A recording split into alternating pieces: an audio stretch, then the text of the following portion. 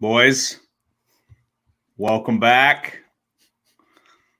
Another episode, and another episode where we ask the question,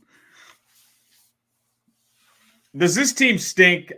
I don't know. I think we do. We're here to recap KU BYU. As you all know, you all watched. It was not good. Things did not go well.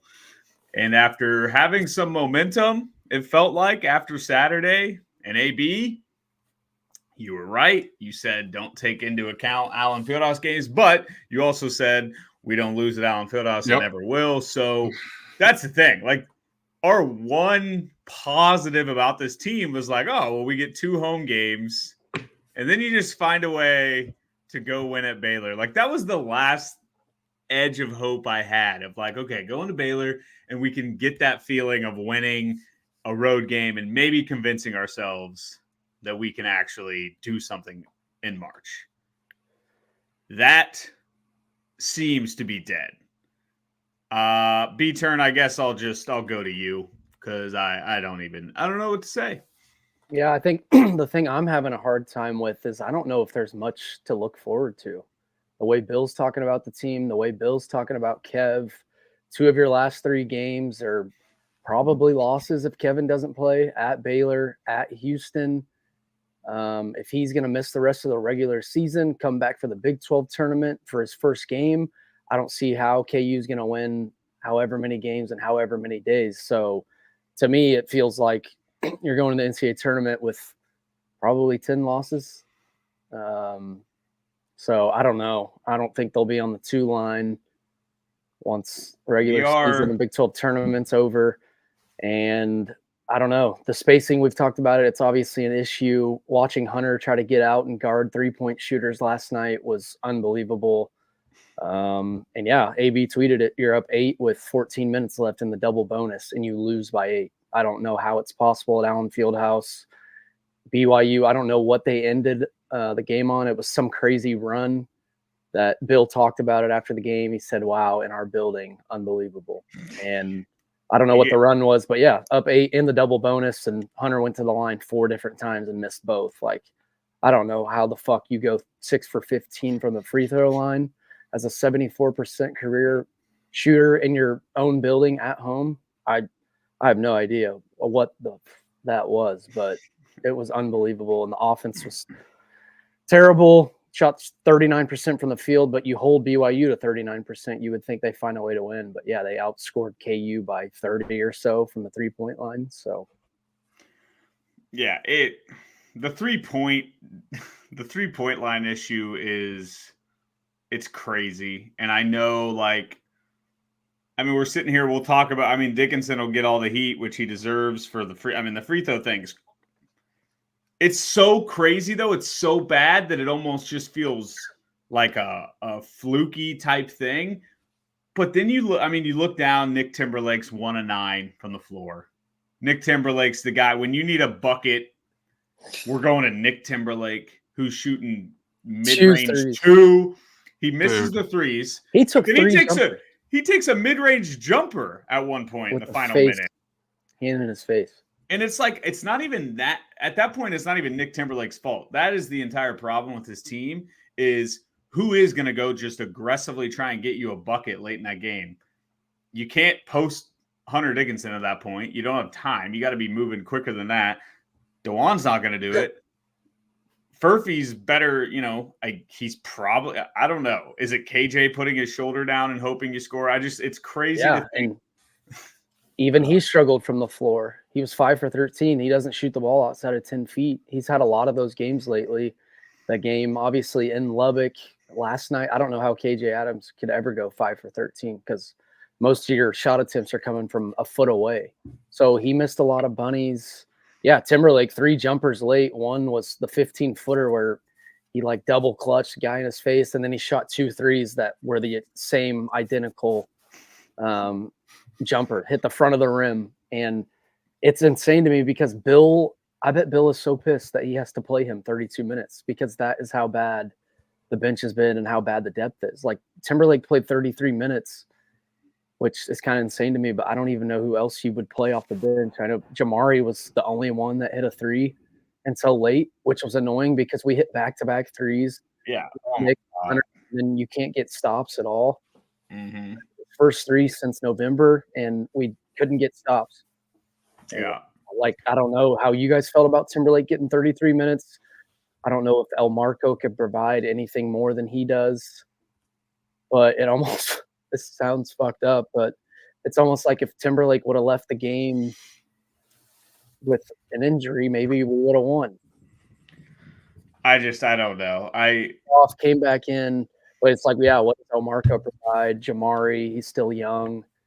He's not going to be instant offense. So I guess if Mari plays, you have him, Juan, and KJ who are kind of limited scoring. I mean, the more minutes somebody like Jamari, it's easy to love the guy that's only getting a few minutes. And I mean, you could certainly make the case it couldn't have gone much worse. I mean, Timberlake was 1 of 9 from the floor, 1 of 5 from 3, whatever he was. So it's like, it's not like Jamari could have been worse. And in fact, he was better when he played. But if Jamari played 32 minutes last night, I promise people would be frustrated with him. It's just the problem with having no depth and completely whiffing in the transfer portal. But we'll get into all that. AB, we haven't even given you a chance to get your takes off. You've had some thoughts. You've made some bold claims about Allen Fieldhouse and how this team won't lose. Some are saying this could be your fault. Some are saying our boy Cole Pete was there. I don't know. Still waiting to confirm that one, but I've heard some murmurings that Peterson was at the game last night. Which once I found that out, obviously everything started to make sense. But I don't know, man. I don't even know what to say. I know you can blame me for saying we don't lose an Allen, but it makes it that much worse when you do lose an Allen after seeing what they've done in that building, even just this year. That was disgusting. That was really, really fucking bad. It's like I've had Twitter pulled up in the last 24 hours multiple times, or I have something typed out to say something, and I just cancel and delete the tweet because I don't even know what to say. It's like BYU, they rank well analytically. They're not that good of a team. They're fine, but by no means is that a team you should be losing to in your home building. And they didn't even shoot it well. No, and it was also my biggest issue with that game is even when they were winning, it was just the most uninteresting and boring basketball. Total ref show. Oh my God. I was getting so frustrated, and we were talking that you can call me 8 years old if you want. I was going to play Fortnite with the boys after the game, and we were all like, God, dude, this game just if KU still's up 10 with 5 minutes to go, let's just hop on because we don't want to watch this anymore.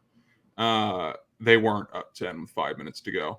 It was just bad. I'm rambling because I don't really have many takes on what actually happened. The roster's just not good enough, and if Kevin's not back, this team ain't going nowhere. And I'll bring up something I texted you guys all, and maybe I've said in an old episode. We're due for a first-round loss, boys, and this might be the year. I hate you. I don't care what seed we are because it happened, especially recently. 15 seems to win every year. We're still 2 on Palm. I don't know how that happens, but even if he does have us as a 2 right now, there is no way in hell they finish as a 2. I don't know. They'd have to get hot. You finish what? Fourth in the league. You finish with. Probably, I think you're looking at a best case of 2 more losses. That's if you steal a road game. Best case. Seriously? I know this is bad.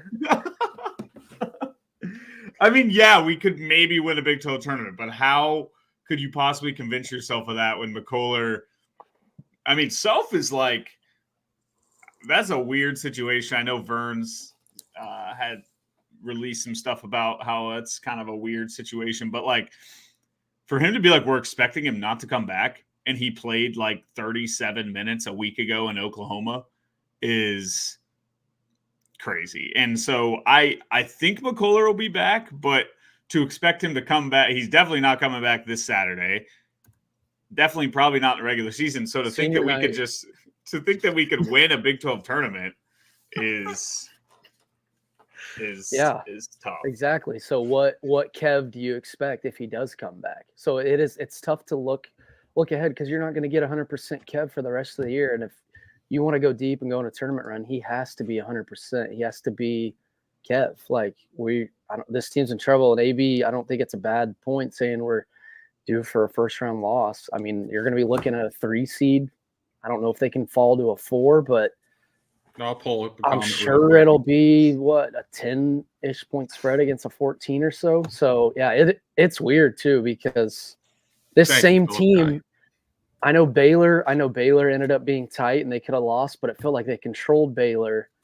And then they looked really damn good again against Texas. Same team without Kev. And then last night, you're up 8. You're in the double bonus. BYU's coach gets a fucking technical, for Christ's sakes, in Allen Fieldhouse.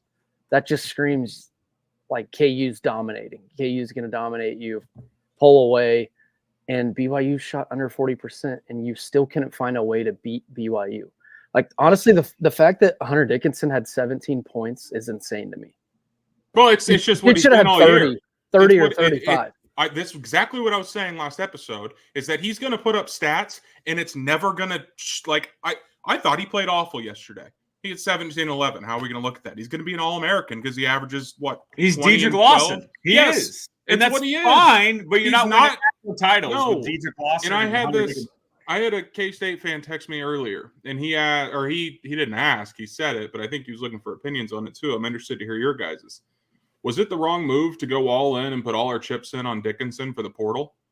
And maybe it's not Dickinson in general, but in terms of stylistically and what you need to win big games and in March, is it better to just go after guards that can score? Because I mean, let's be honest. Well, okay, but that's a completely different conversation. Mm-hmm. If we're talking, I guess Timberlake, he just flopped, but I just can't use the Arterio Morris excuse because that's just 100% on Bill. Not that he's the one committing the crimes, but like to bring a guy in and have expectations that this guy's going to be a major, aspect of the team, and he's got all this history and stuff popping up. Like, no fucking shit, something's going to happen. Like, so. That's a different conversation. It was just so risky no matter what. Right, exactly. And that's why I won't use that. And I actually kind of get frustrated when I see KU fans are like, well, we lost Arterio Morris. And it's like, well, no shit. Maybe that's kind of on the staff that's not like an injury that randomly pops up and it's bad luck. This is just kind of like bad judgment in my mind. That's exactly why we were all worried about the depth thing before the year, because you have to take injuries into consideration. Like, obviously, you don't want them to happen, but you have to at least put it in the back of your mind and have a deep roster and guys that can contribute off the bench. And, yeah, that just killed. That takes a body away. There's like Jalen Tyson. We were recruiting him. He's averaging 21 at Cal. He's maybe going to be a first-round pick. I don't know exactly who they were deep in on, but I mean, look at the dudes at North Carolina. The guys Harrison Ingram, and then what about old buddy for Tennessee Connect? Didn't he a transfer? Yeah, but Northern Colorado. Not saying that we were ever in or had a chance, but I'm just saying, like, I don't know. So, but AB, I don't think it's how. To me, it's like, what else could we have really done? You got to go get Dickinson because Uday's not good this year either. Like, he's not doing so. We still have an issue. A center. Yeah, they had to get a center. And Dickinson would be fine if, like, that's the thing. I think the argument more stylistically is who is the right fit next in an offense that has DeJuan and KJ. And I know we've really talked about this way too much probably, but if Dickinson can't work with your team, then who can? We've seen the screenshots of the spacing last night. Oof. It's a disaster. And that is not a Dickinson issue. That is having no shooters. And the one you brought in on the transfer portal went 1 of 6 and 1 of 9 from the field. And Could you guys have envisioned Timberlake being any worse than this? Like, there's no way. No. And it's the most frustrating thing is it feels like every other game he has a play or two where it's like, let's go. He's got confidence now. And then it's just like, it's the same with Marco, honestly. He kind of the same way. But Timberlake was throwing shit up last night. Like you said, 1 for 9. He hit 1 3 late. So he started like 0 for 6, 0 for 5. He is as bad as it gets defensively. And then, the thing with Hunter, I know Jawan Howard's not a good coach, but Michigan had 2 lottery picks last year, Jet Howard, Kobe Buffkin, and they still couldn't win. They didn't make the tournament. So I'm not saying it's Hunter, but somehow hasn't won at the college level. I don't understand it. But yeah, I mean, he's going to get you the stats, but he's not like you can't ride Hunter Dickinson all the way to a national title or even a Final Four. No. You have to have a bunch of guys around him that can score. And so it's like, I don't know what the answer to this team would have been, because was Arterio really the answer? Like, yeah, they hyped him up, but he didn't play. I know he was a McDonald's All-American, big recruit. He didn't play much at Texas. I know they had a solid squad, made the Elite Eight, but was Arterio really the answer? I know he looked really solid and Puerto Rico looked explosive, but was that going to be the guy that gets this team over the top? Like, was Arterio going to be a guy that averages 15, 20 a night? I don't think so, because you already had Kevin and Hunter. And I still go back to, like, so now we are kind of at a spot. Furphy has now turned into a great player, and we were close to not even having him. And so it's like best case scenario, I guess this team's lineup is, you can't really ask for much more than Furphy. So best case scenario, your lineup is DeJuan, McCullar, Furphy, KJ, Hunter. But let's say McCullar moves on and we went out and got another transfer, a scoring guard like AB you said, or a shooting guard. Like, is that lineup even doing it? Because what? Are you saying for next year? No, like, I'm just saying, what other lineup scenarios could we have seen? Like, to me, McCullar, DeJuan, and KJ were so set that those three together are just hard to build a team around that makes sense offensively. Yeah, and that's honestly why I'm worried about next year too, because like, what's the plan? A lot of people saying Hunter's coming back. A lot of, like, DeJuan, where's he going to go? Where's KJ going to go? The 3 guys we've just been talking about are all back. KJ, DeJuan, Hunter. And they're going to start because Bill loves them. But that makes me question if they are. Where else? Where are they going? I don't know. I mean, the only one that's leaving of those 3 is Hunter. Bill ain't leaving KJ, and Bill is not, and DeJuan is not leaving. So, I mean, it's fine though, because so then the spacing issues are the same, because you're 4 and 5 are KJ and Hunter, and we have McCullar, who is averaging 20 a game, and Furphy, who has turned himself into a goddamn lottery pick this year. And it doesn't matter, because those 3 guys stylistically, like we've been saying for months now, don't work. But let's say McCullar's out.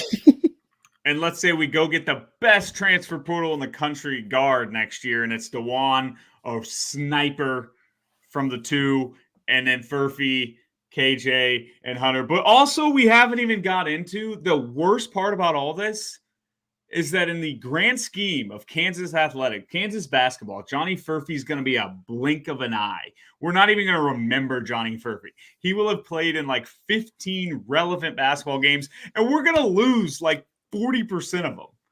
Like, when Johnny Furphy became a starter, what's our record since Furphy started being good? I got you, sweetheart. It's disgusting. And we're going to lose 2 of the next, we're going to lose 3 of our next 5. And we're going to lose in turn. Johnny Furphy's going to be like 500 at Kansas. And he plays his fucking ass off every night. I truly love watching him play. And yeah, if this year does end like it looks like it might end, it's going to be sad that this is the year we got a Furphy. I still feel fine if Kevin's back and 100%, but there's nothing that's telling you that he will be. You don't feel fine if Kevin's back. And 100%, I feel fine. What's fine though? Like, I think they can make it to an Elite 8. Mm-hmm. I think so. No, I think we could make it Elite. I guess when I think of if I'm out on a team, it's all about a Final Four run, and it's hard to say that because, as we've said before, anything can happen in March. But those are the teams that we're proud of and remember, though. Yeah, like we don't look back on Elite 8 runs and like K-State fans and get juiced about them. It's we choked away that game. Like, it's just, I don't know. I'm with you on that mindset, like Final Four bust. And that I'm not saying Final Four bust. But like in the same way that you're saying, do I think this team's good or not? As if do I think this team can make a Final Four or not?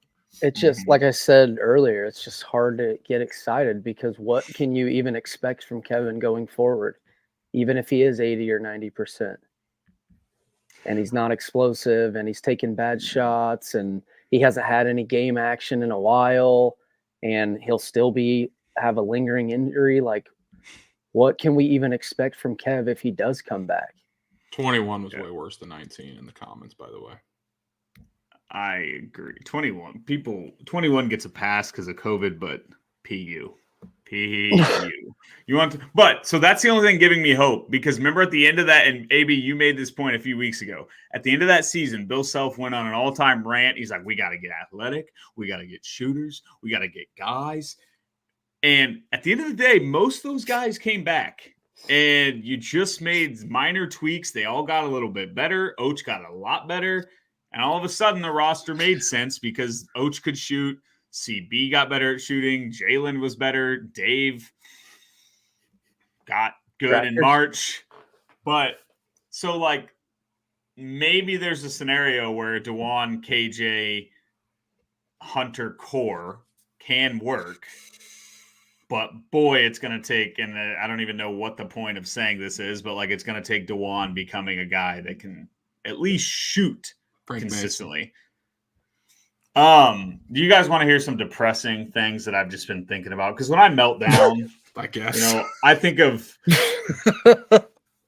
all the like just the things that I tweeted it last night. Like truly the thought. So number one, the thought of playing on Wednesday in the Big 12 tournament made me physically ill. Like I about vomited. I'm not kidding. Like that is how gross that sounds. Is there projected brackets out there, AB? Like, do we have any idea on who we could, like, it's even just a range of teams we could maybe play on Wednesday?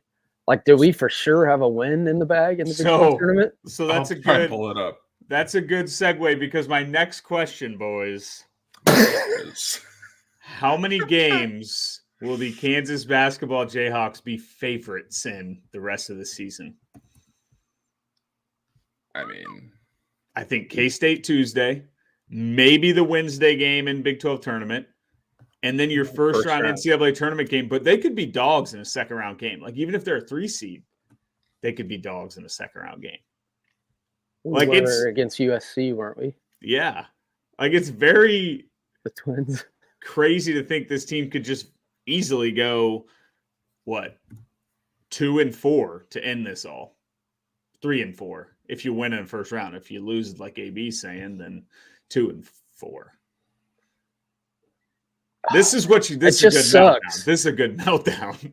It just sucks because if you just figure out a way to win last night, which I thought we were going to win by double digits at one point. I thought we would just cruise. Like I was bored, and if we win that game, I feel like we'd be saying right now, like we can go into Waco and win, and then we're going to beat K-State, and then whatever. Who cares what happens against Houston because the league's probably over anyways. And then you start getting your hopes up about Kev and the Big 12 tournament, even though Bill hasn't said anything great. But just winning a game do that to you as a fan, and now it's just like, what do you look forward to? And we sound really spoiled. I've seen some comments that said KU fans are spoiled, and I know.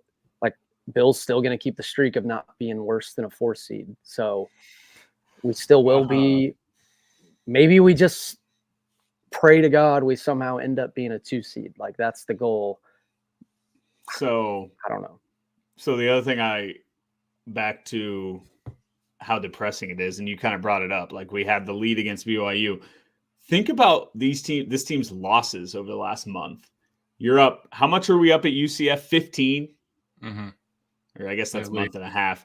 Up 15 at UCF. I don't know about West Virginia, but West Virginia has 9 wins, so I don't even care if we didn't have a lead there. Non-conference. Yeah. They scored 91 points. Yeah. Gave up 91 to 9-win West Virginia. That loss. You're up 10 in Manhattan in the second half. You lose that game. You're up free throws. I feel like we were up 10 in the second half yesterday. It was 8 our biggest lead. It might have been 10. I thought we were up 31-21 or 41-31 at one point. But so it's just like and the double bonus at Allen where you get the calls. To bring it back to like what you were saying, AB, about the first round, this team, if they get a miniature version of BYU, just launch from three, and I know we say this every year, those teams are always scary, but this year I feel like the formula is pretty there. You pack it in, you make us shoot it, and then you just chuck threes, and we're not very good at guarding them, and most people have been making them. Oh, I didn't even mention in that, we also lost to Texas Tech by 29. Like, this team just isn't good, I think, is the unfortunate truth. Just look at it on paper. I mean, you lose to UCF, you lose to 9-win West Virginia, you lose by 30 to Texas Tech, you lose to BYU, who's not good, and you lose at home to BYU. And there's still dorks on Twitter blaming the conference schedule being super hard. It's like, guys, what are we talking about? The games we've lost are not to good teams. If we would have lost, if our losses were to Baylor, Houston twice, Iowa State twice, yeah, sure. But they're fucking not. We've lost to every team that's playing on Tuesday in the Big 12 tournament except Oklahoma State. It's just... I mean, honestly, I really don't even have a list or group of teams that we could play Wednesday in the Big 12 tournament, but it feels like no matter who we play, it's going to be a game, right? I mean, you kind of got to expect Kev's not going to play. If he does, hasn't played in a while. He's hurt. Like, I'm trying to think of a team. Like, if we play, I know we killed Oklahoma twice, but Kev played both games. Like, is that going to be a close game? It's on a neutral floor. We've stunk away from home outside of one Champions Classic in Maui. I love these guys in our chat just arguing. They're just having a full-fledged argument in our chat. Sorry, B-turn. Just maybe about? I don't know. Jerome Tang is a better coach than Bill Self. We don't need to read the argument, but if you're bored, folks, go check out the argument going on in the chat. Look at the last comment. So here's the thing. Probably not losing Wednesday.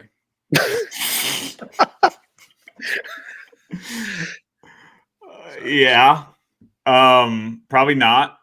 But because the 5 and 6 seed play the play-in winners, which are the 4 worst teams in the league.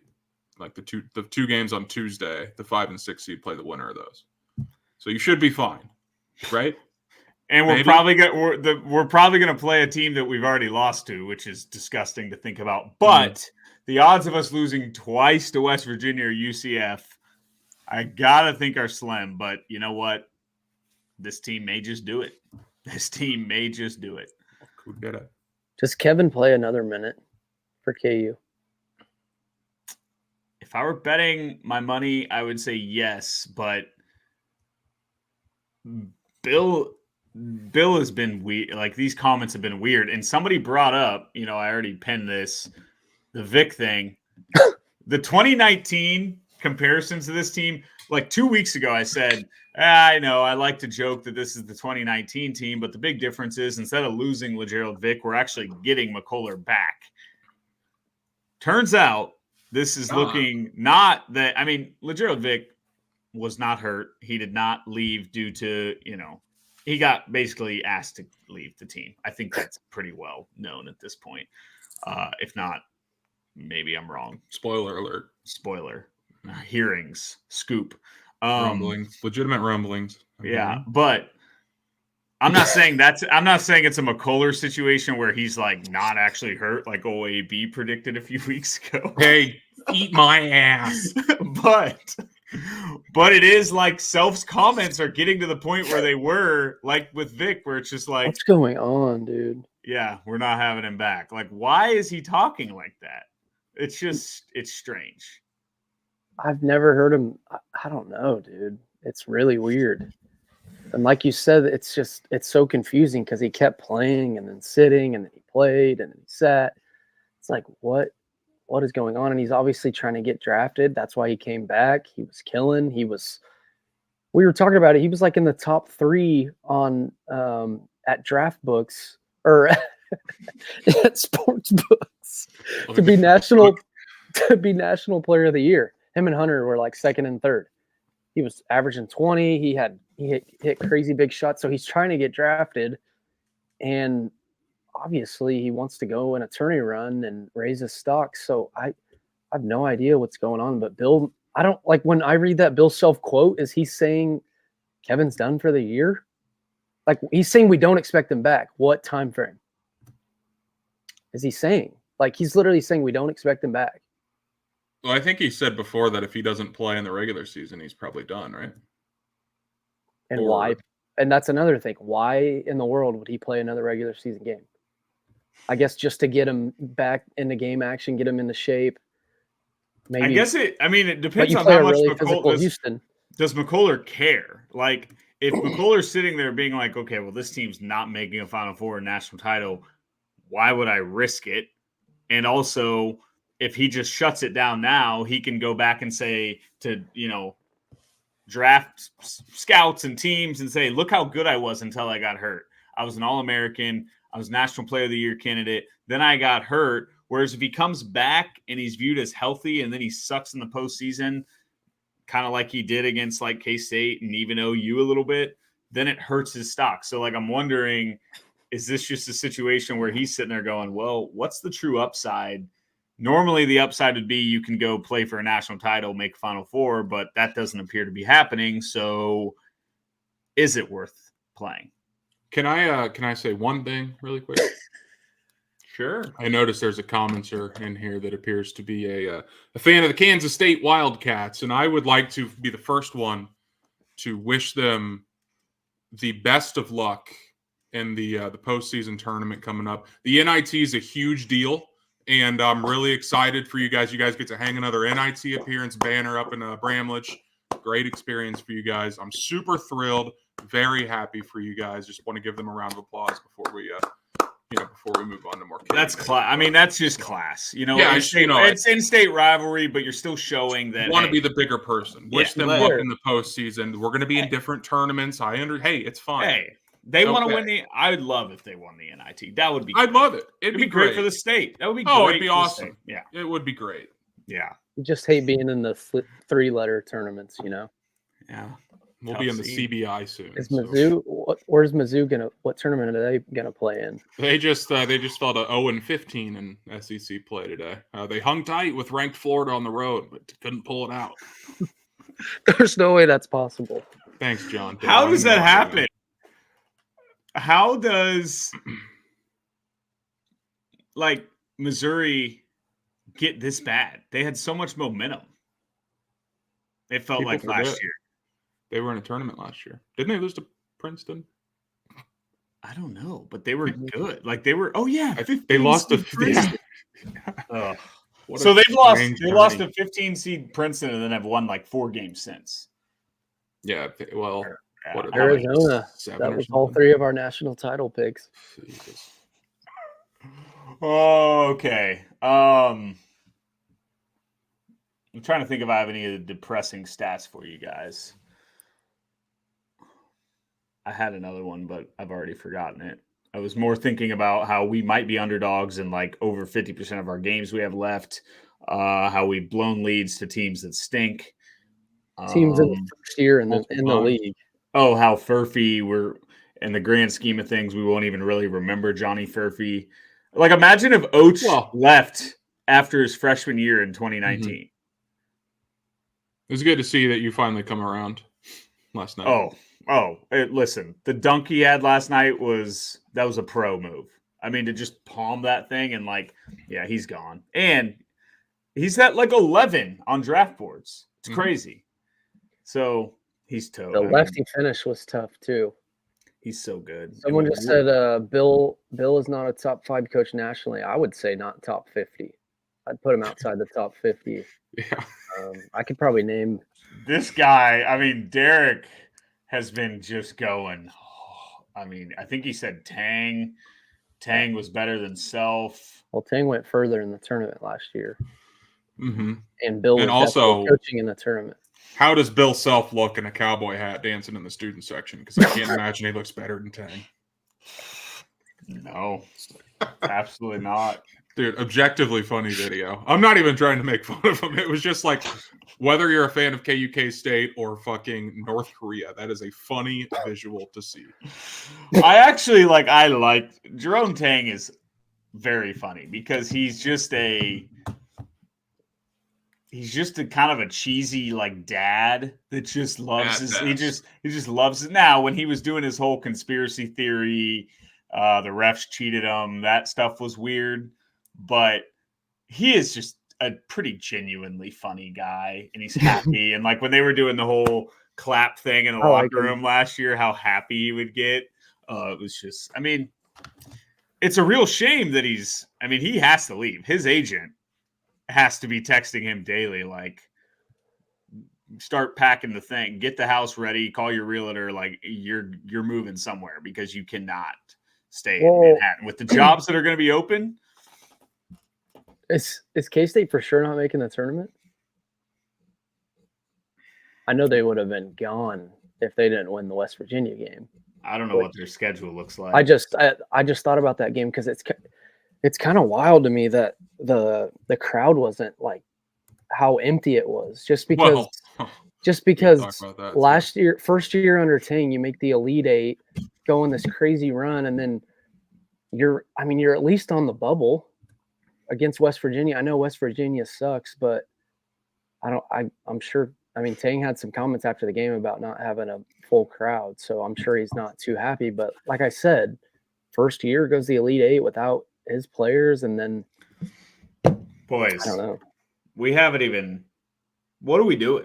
What are we sitting here melting down about?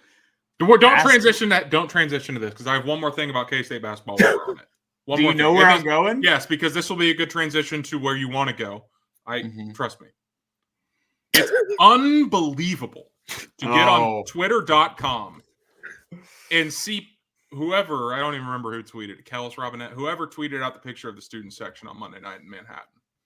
And it's half full. And all the replies are like, well, this is what happens when you don't play well. This is what happens when you don't show us that you have to earn our respect. Imagine if we would have said that during football season in 2009 through 2021. And I have imagined it because I have done it. And I've got the same, whoa, you guys just don't care. You guys don't follow. You guys don't like football. What's KU football? Name 3 players on the team. It's the same shit. It's the same shit all 3 of us have said before. If your team's not good, don't feel obligated to show up. But and by the way, they're on the say bubble. That. And then, exactly. And the same guy that asked me going all in on Hunter Dickinson asked me this too. K-State football goes 7-5. You know who's slobbering all over Chris Kleiman's nuts? K-State fans. That's essentially the equivalent of what their basketball team's doing this year. So it's just a double standard that I don't like 7-5. I mean, 8-4 is 8-4 much better than what they're doing. Dominance DVD, but I don't. It's just the hypocrisy with those people drive me insane, and they're all. And I wish I just haven't been talking shit because you can't really talk shit after you lose at home to BYU. But, boy, the amount of K-State fans talking shit on KU for losing last night when they're sitting not even on the bubble. They're like 2 layers outside of the bubble. Need a lot of work to get into the tournament. Trying to come up with loopholes to get in.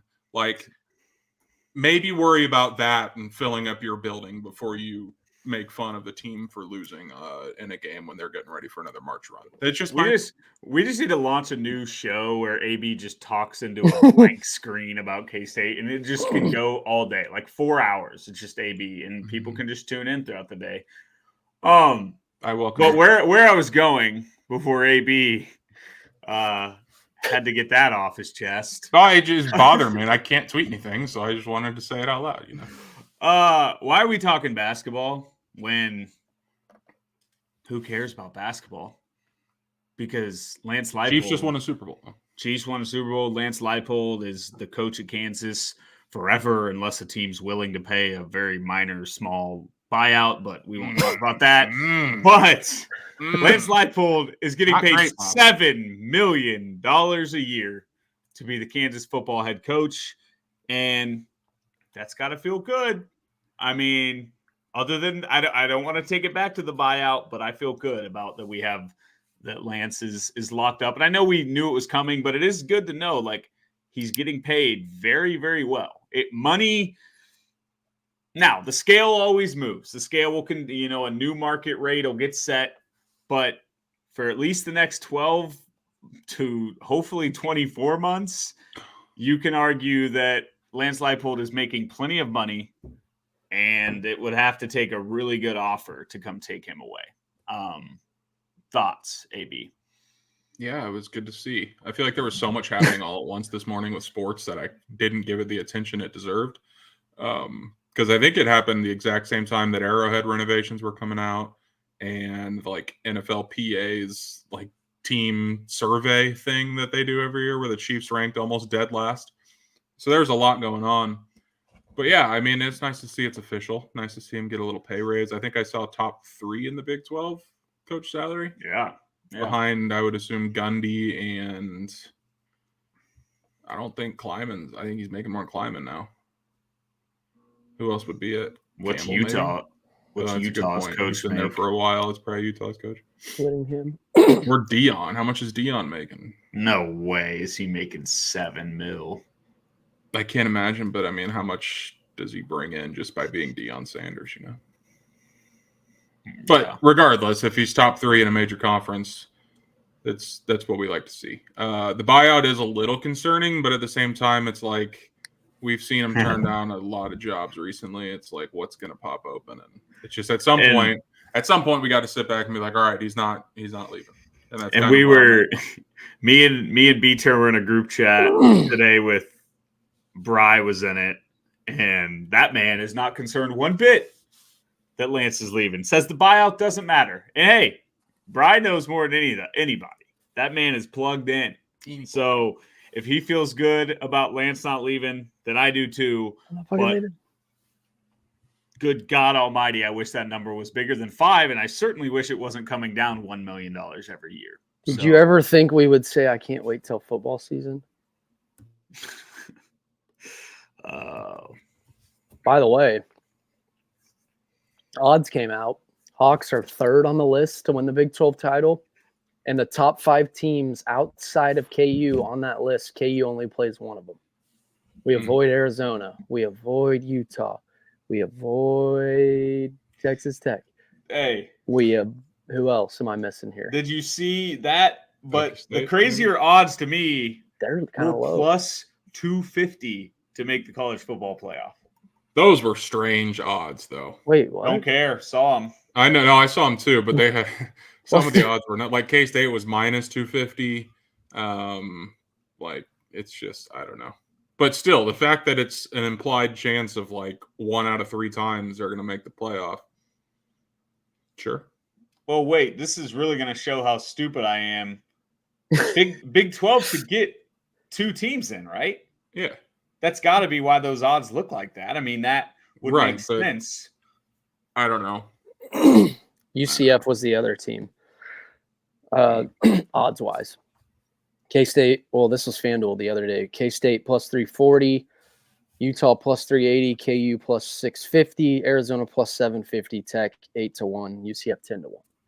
I think Arizona's really talented. I just don't see them doing it without Fish. I mean, there could be surprises, but I really think it's 3 teams.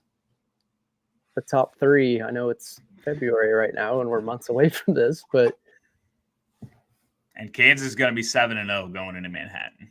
Here's the problem, boys. What happens if JD gets hurt? It's Cole Ballard time, baby.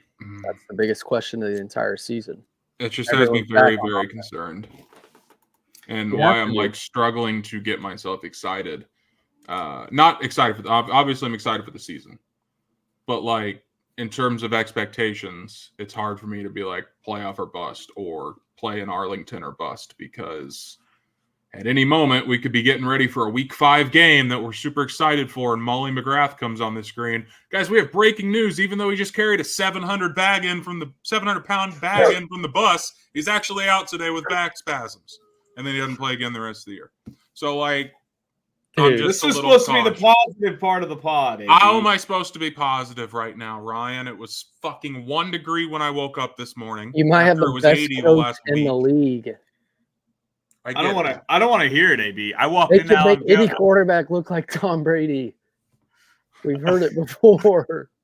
He's going. He's at Northern. I walked into Allen Fieldhouse last night. It was like 60 degrees, and I walked out, and it was 24. After just watching a loss, that was that made me think of something. You guys should never been more mad in my life. You guys should be kissing each other for being at the game last night because boy, oh boy, ESPN Plus, they did it again, boys. They did it fucking again. I mean, what are they truly mind-boggling to me how they can't make it at least equivalent to an ESPN or an ESPN2 broadcast. It's got to be the same trucks. It's not like ESPN's not streaming. Like, what are we doing? This isn't some, startup that's trying to get into the game. A worldwide leader, baby. Disney company. They're owned by Disney. And they can't figure out streaming sports. The audio was so bad. It was cutting in and out, and the announcers had no idea. So, like, you would hear half of their sentence and then it'd cut out, and the crowd volume was like at 50% too. It was so bad. Not to mention the two announcers were just dumb. We got a full weather report about the game. They also, oh my God, this is one that really made me want to launch my TV over my balcony. It's windy here in Allen Fieldhouse. Before the game started, they're talking about what to expect. And they're like, well, when you see these two teams, you're probably not going to see a whole lot of defense. And I was like, what the fuck are we talking about? KU was top 10 across the board on defense in the nation. And when they said that, I was out from the beginning. The audio wasn't working. The commercials still suck. It's the same two. You get that damn soccer one where it's got the, I need to know how. You know what I'm talking about? They play that every fucking second. And then it's like the standard deaf Big 12 one with the players. Just, it's just the worst experience. Play in my dreams. Stifling defense.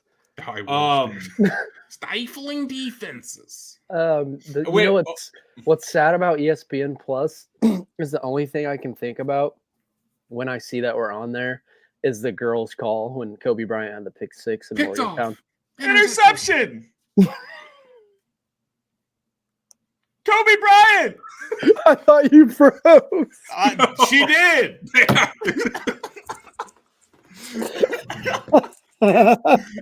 She didn't say a word until he was at midfield. She was like letting the crowd speak for it, but it was on the road. There was no. I swear she was streaming the game and it like lagged.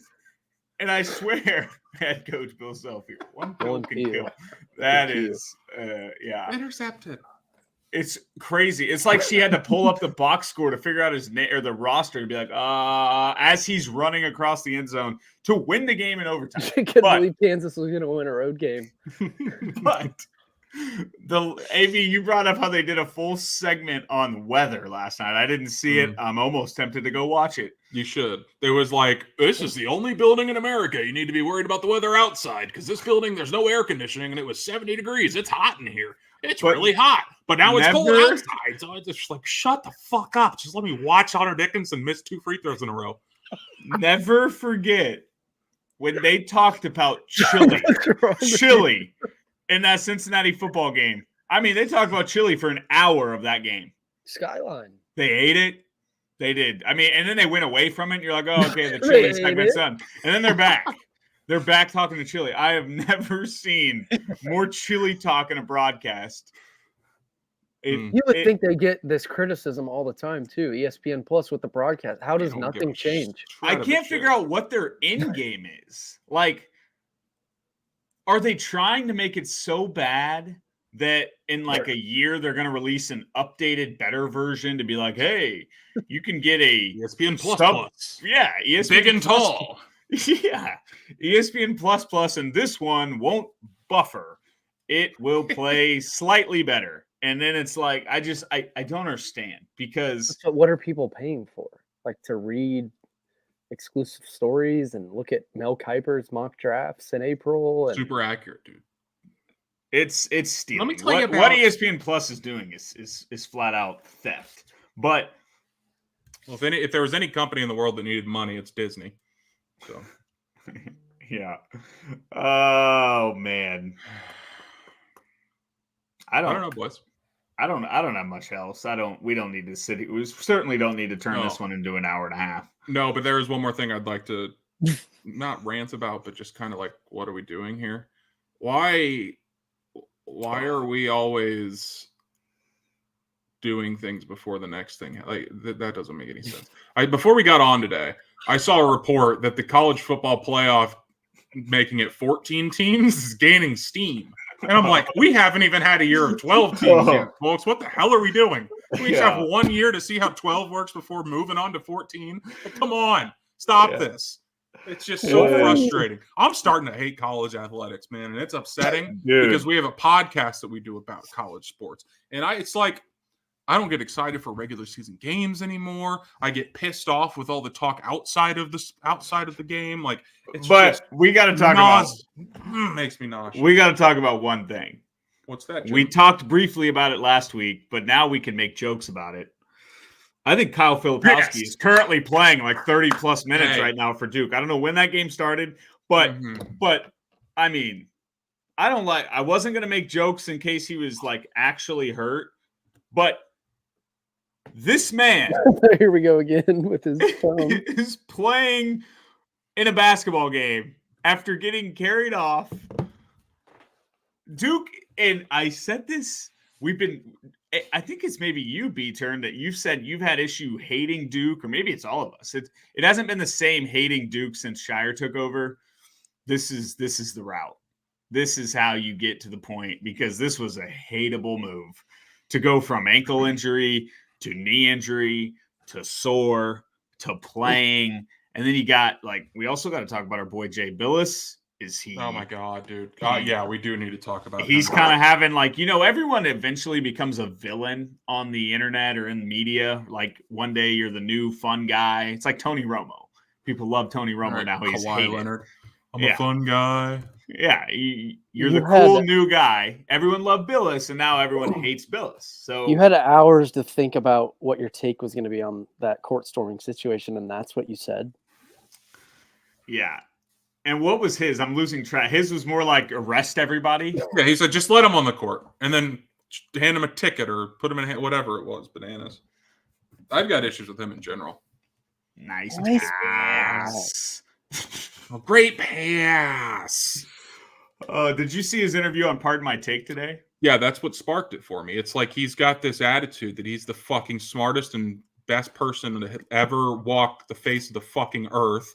And if anyone has an opinion that disagrees with him, he's like, well, you're just not understanding me correctly. Let me say it like this, or no, that's not what this. He's like, he's moving the goalpost to try to like move away from the other's argument when they're the guy in the argument that's like, that's not what that word means. That's not the definition. And it's like, I think we've kind of all softened a little bit on Billis over the years. Like, and he's still great. He's still probably the best one out there. But there are just times where he says stuff or just his tone. Bill Walton's the best. He is the best. But Billis is just like his tone and his attitude. It's just so, I'm better than you. And I know my opinion is more important than yours and is probably more right than yours. And he won't let you forget it. Remember when we were freshmen at KU AB and he was like on Twitter defending refs throughout college basketball and was literally just arguing with every single person in the replies for like hours and days. Yeah, I mean, it always happens. The two guys that are just like, I don't know if they'll ever get turned on by the crowd or, people won't like them anymore. That's not what turned on means. Dan Schulman. I still love Dan Schulman. I mean, does anyone dislike Dan Schulman? No, but he's Canadian, dude. And the other guy, I can't believe I'm blanking on this. I think this guy, I'd vote for him for president. John Shambi. No. Friend for Sheila. No, he's Ernie Johnson. He's He's the greatest man to ever live. Yeah. And like, I don't know if anybody could turn on him. So no. I don't know why I'm going down a rabbit hole of people that could get. He's perfect for inside the NBA. Yeah, I think he should be president. Should we talk politics? Send them in. Trump. Okay. I don't have much else. This is things are bad. Things are bad, boys. Never mind. Did you see Gus Johnson the other night standing up, going nuts? That's a classic example. People hate Gus Johnson now. Who was it? The point guard, Tristan Newton, was about to get a triple-double. It was so random. I was watching that game because I had money on it, obviously. And he just kept talking about triple-double odds for Tristan Newton. And he kept saying something about like minus 200 for a triple-double. This means you'd have to put $200 to win $100, and just kept saying it and saying it. And there's no way the odds were that. I don't know what he was saying minus 200 for, but he was going on and on. And then when he got the triple-double, he was standing up, screaming, going nuts, which, triple-doubles are very rare for college basketball. But our guy Gus had to have had some cheese on that, or on UConn, or I don't know what was going on, because he wouldn't stop talking about gambling, which is wild how much gambling has changed throughout college athletics and sports in general. Announcers actively can talk about it, which is cool. But and people were mad at Gus for doing that, right? Which is just annoying, because I think I really get annoyed when my least favorite sector of Twitter is the people that take. This is a lie, because I know your least favorite sector on Twitter. What's that? Oh, I'm not going to get into that. You've already covered that one. No, I hate, like, it's kind of like Jay Billows, like the holier than now, like these announcers can't show emotion, otherwise they're rooting for another team. Like, it's Big J, Big J, exactly. They're like, this guy just cheered in the press box. He should be dead. God. He should be arrested. Yeah, well, because they kind of come off that way. It's like they just have this opinion of themselves and their occupation that they think that it means so fucking much. It really doesn't. Like, they're announcers. The only reason we know who announcers are is if they're like polarizing, right? Or really bad. Yeah, like really bad. Really good or really bad. Grady Dick is wet. Which one was that? I don't know who that is, but he did it like 5 times. Oh, no, that was the guy. He was the dude that used to play at Chris Patola? Army. Yeah, Chris Patola. That guy's the worst. He tried to get cool. He tried to become cool guy, and it wasn't working. Remember his comment when KU and Mizzou played for the first time in like 100 years? And he was bitching at someone for the shoes they were wearing, and he was like, "Oh, when I played, we all wore the same shoes, same socks, same undershirt, same this, same that, and now they're doing this shit." I was like, dude. And he played, didn't he play? Yeah, he's Coach K's stepson. Forgot about that. Or no, not stepson. Son-in-law. But either way, hold on. I think I have a clip here. Did you hear that?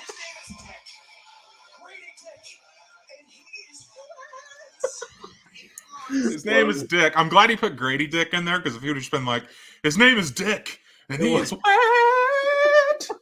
that would have been an all-time. Like, how awkward do you think it was when they got to commercial and they're just sitting there in silence, and this guy? Well, he did it earlier in the year too. He did it when we were in that in-season tournament. What was our in-season tournament? Bahamas? He did it earlier in the year. Yeah, I remember. It was a non-con. Oh, Chris Patola has takes on court storming. I just searched his name on Twitter. You'll never guess. The only people saying shit are Duke guys. Well, give me Duke over Northeastern. Last time you were convinced me losing the first round was them.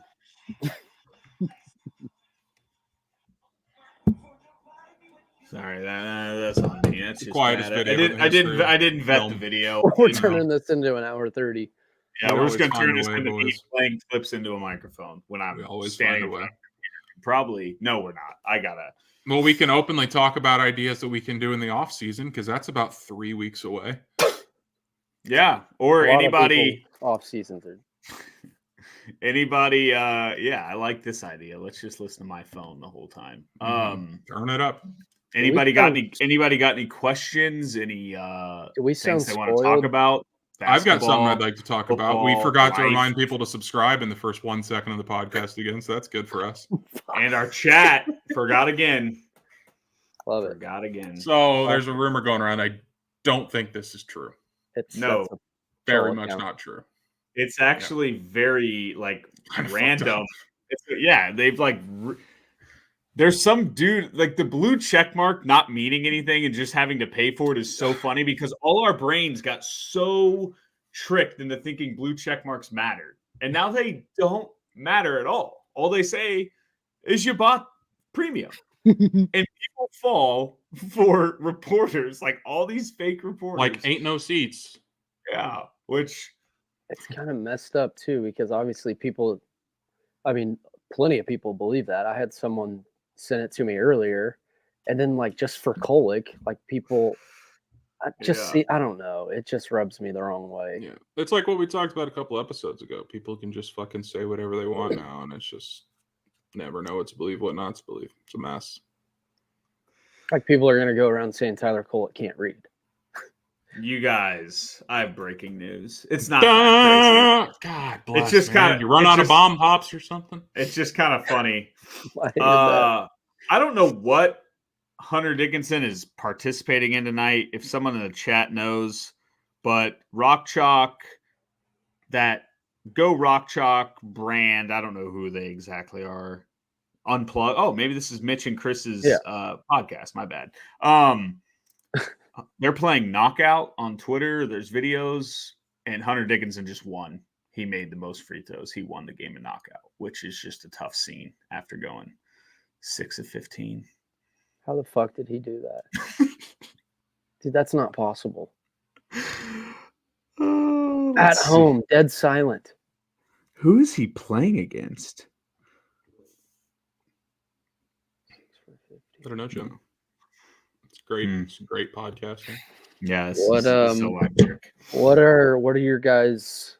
What's your confidence level 1 through 10 that this team makes the second weekend?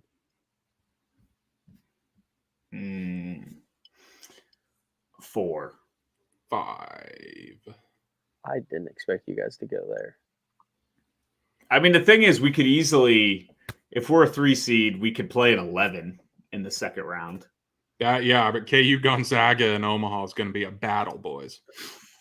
That's why I want. I wish we knew anything on Kev because we talked about Bill Self in the Sweet 16 with a week to prepare. And then you get an Elite 8 game where the pressure's obviously on both teams, but it's like there's nothing there with Kev. I know it. I can't even bring myself to get excited for the opportunity of Bill Self getting a week to prepare for a Sweet 16 game. But you know what's funny, boys? Like last year, how we were like, oh, we don't want to see UConn. We don't want to see these teams. We want to be the 1 seed in this region. We're going to have to be like scouting 6 seeds, 7 seeds, 11 seeds to figure out who we don't want to see this year. That's going to be really depressing. Also, I was going to ask, does it kind of feel nice going into March with 0 expectations? Like no. You can't really be let down.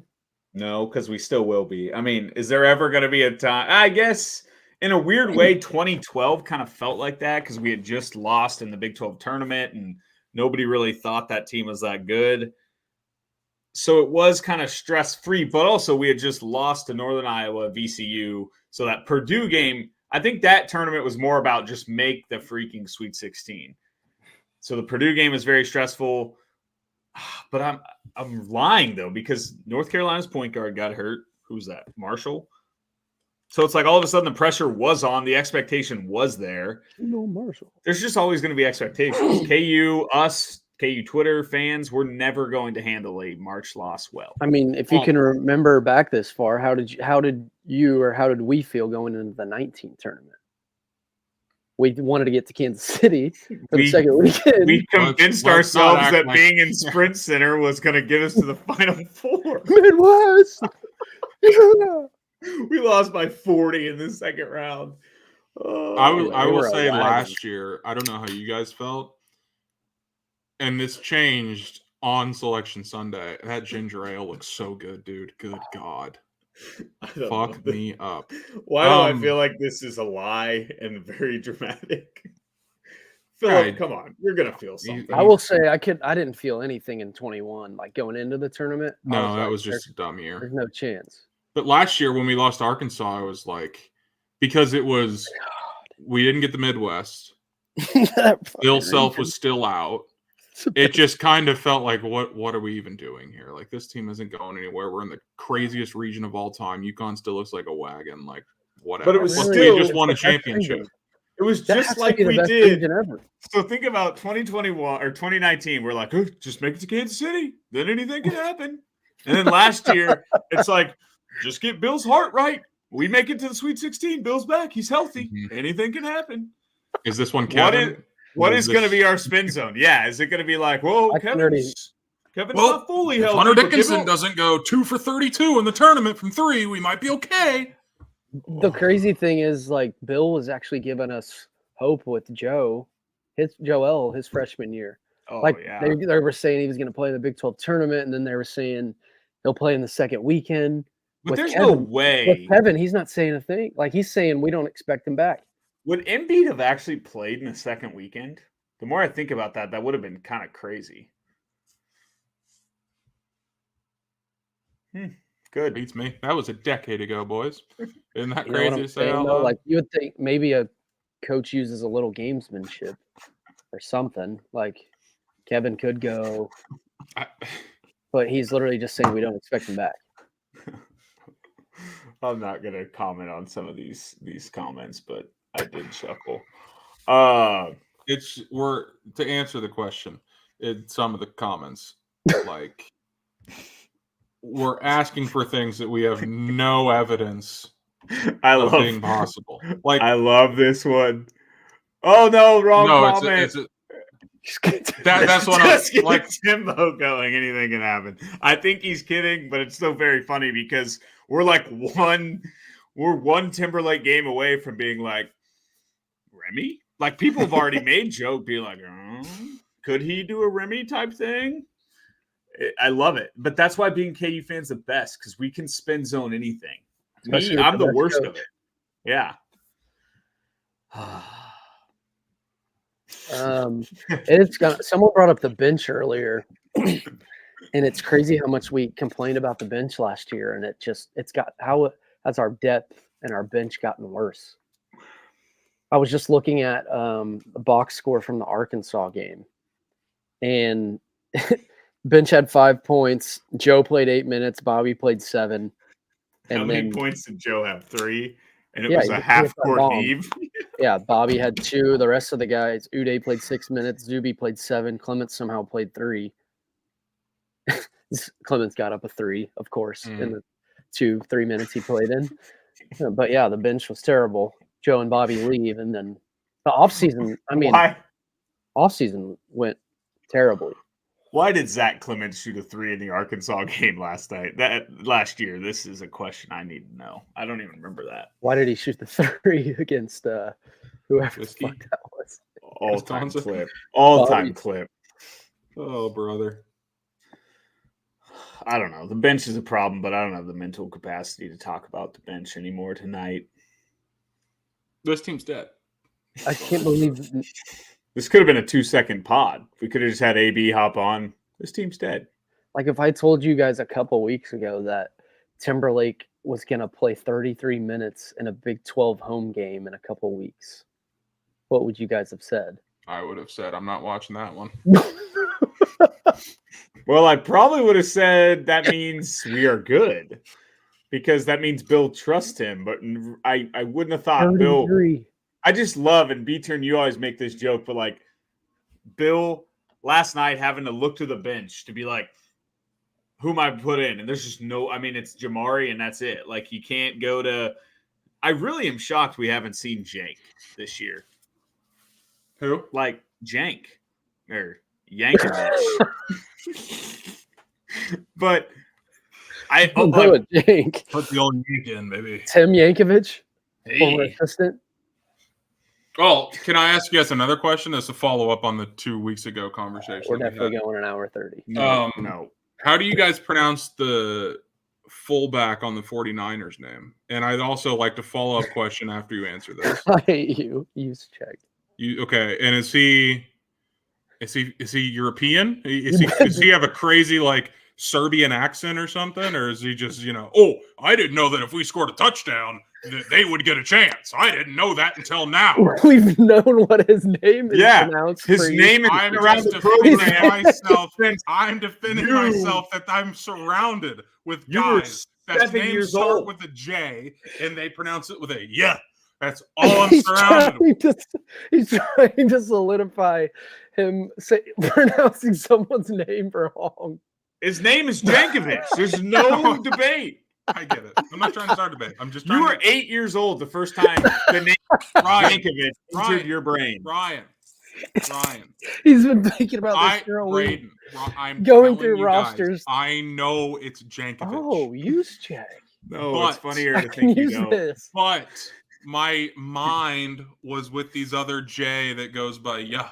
And it's just where my mind was at. And when I even said Jankovic's name once in serious context of the pod this year, and when we finally did it, it just came out Yank because it was a Sunday. I just walked 18. I was tired. I was sleepy. And I just wanted to say Yankovic, and it turned into a great pod moment one that you maybe have said was your favorite of all time. So he got too many steps in on the course, and his brain wasn't working. Dude. Smiley's like 4,200 yard total course just had me gassed. Hey, thank you, Eli. Subscribe. You are an hour 11 late, but so are we. We did get him at 59 minutes, so we are making progress. But yeah, you saying that video is all time because you were so serious. Play Jankovic. I don't give a shit. Like you were so serious about playing Jankovic.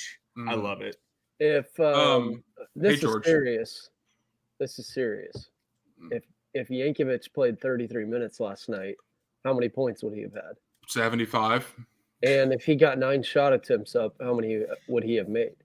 8.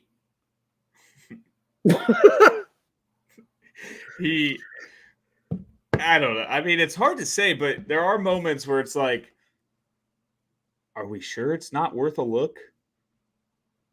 He wasn't even the first walk-on off the bench yesterday. I know. Like, is he healthy? Are we? No, he's dealing with it. He's got a bone bruise on his knee, actually. He and Kevin collided. That's why they're both, Man, when Nick hit the 3, I felt pretty good. When Hunter hit the 3, I was like, okay, yeah, we just won't lose at home. We're not going to lie. And Hunter was hyped. Are we going to talk about Hunter Dickinson going nuts after that 3? It's like, dude, you've missed 9 free throws. Let's just play a little defense here. I guess I will give credit to BYU for hitting a ton of 3s down the stretch. You don't normally see that. They went and won. I have a stupid brain question. Is BYU? So I think it might have been the announcing crew that called them Brigham Young University at one point last night. Is BYU the number 1 team that goes by their initials in the country? Like, I'm trying to think of other teams that come like BYU, TCU. I know people are probably thinking KU, but when you see like KU listed on the AP poll, it's Kansas. When you see TCU, it's not Texas Christian, it's TCU. BYU, not Brigham Young. And I just had to be thinking of that. USC is a good call. UCLA is also a good call. SMU. These are all good. Yeah. OU, I disagree. UNC, I disagree. I didn't even listen to the question, and I really want to hear it. It was is BYU, where do they rank in like notoriety for their initials, I guess, like going by their initials instead of Brigham Young University? No one's fucking saying they got Brigham Young coming to Allen Fieldhouse tonight. No, they got BYU coming. Or Texas Christian. Southern Methodist is a good one. Yeah. I think Southern, but yeah, for the notoriety, it's got to be UCLA. USC, UCLA. Literally, UCLA. I got a sneaky one. Not their initials. What about Cal? No, but I can, they do say, yeah. This is the dumbest conversation we have ever had, and I love it. I will stay for another 30 minutes if we have more conversations like this. Yeah, this is what I like, boys. UCF's okay, but, I love the action the comments are getting right now. Like, yeah, this is the most involvement we've had from the comment section all year long. Also, our listens have gone up from, we were like things were dwindling. People were leaving, and now we're back up. We've had like a 15-person spike here, so the letter talk is doing it. OU, KU. No, people would say Kansas. I love how many UConn. I love how many people have given suggestions. Virginia Commonwealth. This is great. LSU might be my official winner. No one's calling them Louisiana State University. Yeah. UCLA though. I think it's UCLA. I know. There's a song. California, Los Angeles. Is that what it's called? I don't even know. California, Los Angeles? That's the one. That's crazy. Nobody's ever said California, University of California, Los Angeles. How'd you guess that? I said it out loud and I was like, that doesn't sound right. Bill Walton made it what it is. Yeah, I mean, can you imagine the drugs that man did at California? Grateful Dead concert in 1970. Everyone lists the drugs Bill Walton did in the chat. What did he do in his time? There could be some letters there. LSD. Mm-hmm. Keep going, sober man. Meth. Yeah. I don't know. Meth seems a little extreme for Bill Walton. Bill Walton feels like a guy that would take a massive amount of shrooms and then just wear a tie-dye shirt and listen to Jerry Garcia play guitar for 6 hours straight. I was going to kill myself. Chocolates. Yeah. Chocolates. He throws them in his face. Dude, he's the fucking best, man. He's the best. He was saying crazy shit when we played in Maui. I remember that. Oh, the stuff about Doke. Yeah, Doke. You have a rebound. He goes, Udoka, I know your father died, but you got to secure the ball. Dude, it's crazy what he gets away with. Like, it's crazy. I can't believe he said that, man. That's so Udoka. crazy. Well, he's clearly baked as a cake every time he broadcasts the game because every time they go to him, he puts his glasses on. It's hilarious, man. He's so funny. He is. How old is he? I don't want to look. It's scary to think about. Old enough. But I'm looking. We want to get real dark. Let's list some people. He's only 71. Wow. Because I was just looking up how old Bill Rafferty was. You got a guess there? 83. He's only 80. I was very excited for that. But do you guys want to talk about some things that I think about often? This is very dark. This is not good. Yeah, I've only been a little depressed lately. I think I've said this on the pod before, but for some reason, I always think about how sad I'm going to be when Greg Gumbel passes away. Ryan. I mean, when I think about my childhood, Greg Gumbel is like the face of nothing was better than pulling up, watching Selection Sunday as a kid, and Greg Gumbel, beautiful face, happy. You want to talk about a guy the internet has never canceled, the people have never turned on? Greg Gumbel. Oh, remember when they leaked the fucking bracket in 2016? He's 77. He looks like he's 57. That's sad. I can't believe. Okay, when you said we're going to talk about something dark and you wanted to talk about something, I sure didn't think it was Greg Gumbel dying within the next 10 to 15. I thought you were saying Greg Gurley. No, and it wasn't meant to talk about Greg Gumbel. It was more so just to be like, I love Greg Gumbel. I could have probably taken it in a more positive way, a positive spin, but yeah, Greg Gumbel's the GOAT. And the one seed in the Midwest. Houston. Eli, yeah, we need to do a draft in general soon. I've been itching for something fun. I was thinking maybe a Breaking Bad draft. That could be fun. I was thinking that's about all I got. Wow. You've been thinking hard. Well, what do you got, dipshit? Trying to plan a golf tournament and start trivia for this damn show. And we're just like, we're gonna keep watching this basketball team that's got a second round ceiling. Let's draft items in the background of B-Turn's screen. First overall, Patrick Mahomes. There's a lot. How many hoodies are back there? I was going to show you guys the blue hoodies. Fire me up, Daddy. You want me to grab one? Sure. Yeah. Talk about whatever you want to talk about. Now. Look at that tushy on him.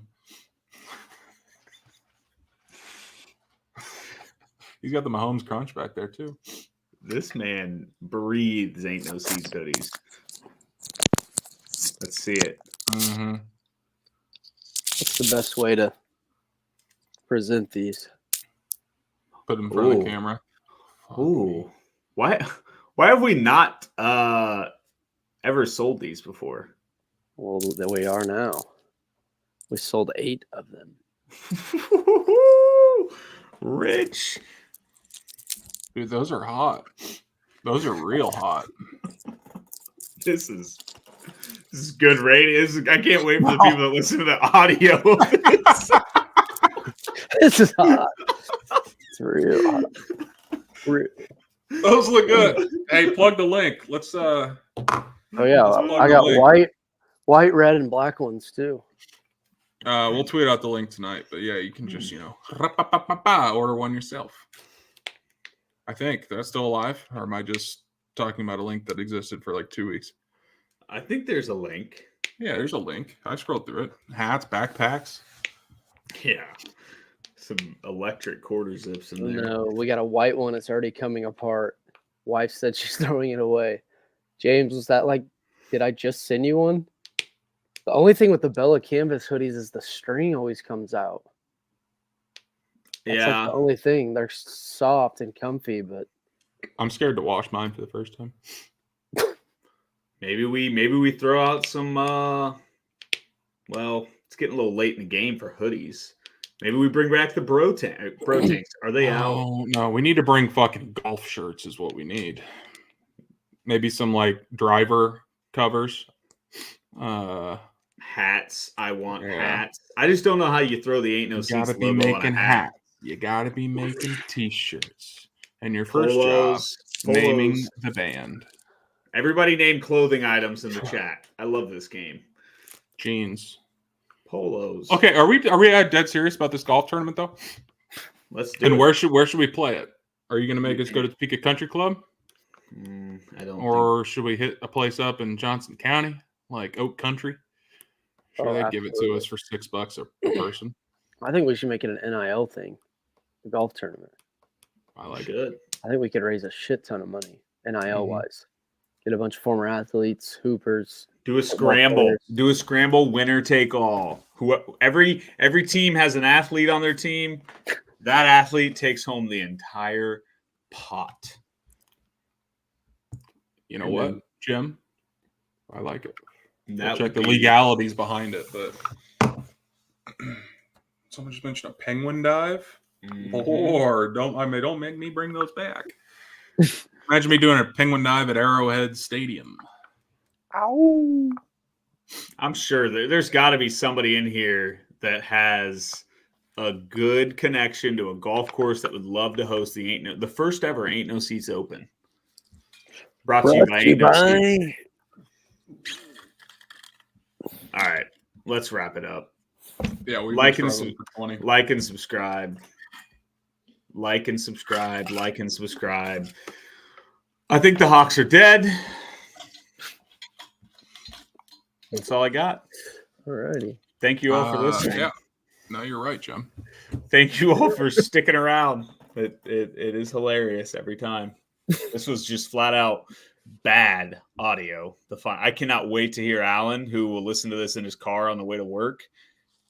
And this last 20 minutes we're just reading the chat. We're reading letters off the chat. This is USC. Yep. All right. That's the most interactive we've been. All right. All right, boys. Bye.